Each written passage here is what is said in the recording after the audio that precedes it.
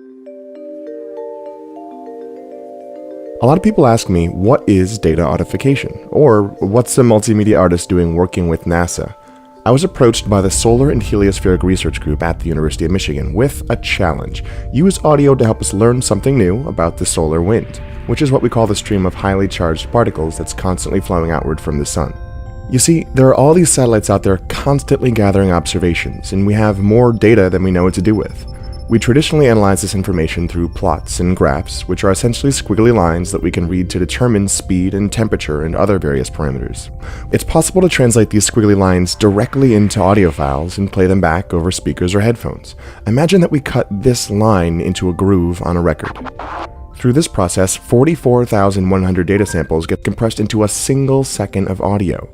When we listen closely to the frequency spectrum of the audio file, we found that sometimes we're able to hear things that were previously overlooked. Now, most solar wind turbulence sounds like wind hitting a microphone, which is not all that interesting. But sometimes the interactions between waves and particles sound like chirping birds. And occasionally we'll hear a whistling sound. Recently, we pored over millions of data points and found something fascinating. You see, the sun released an explosive cloud of particles, and when we listened closely, we heard a unique whooshing sound.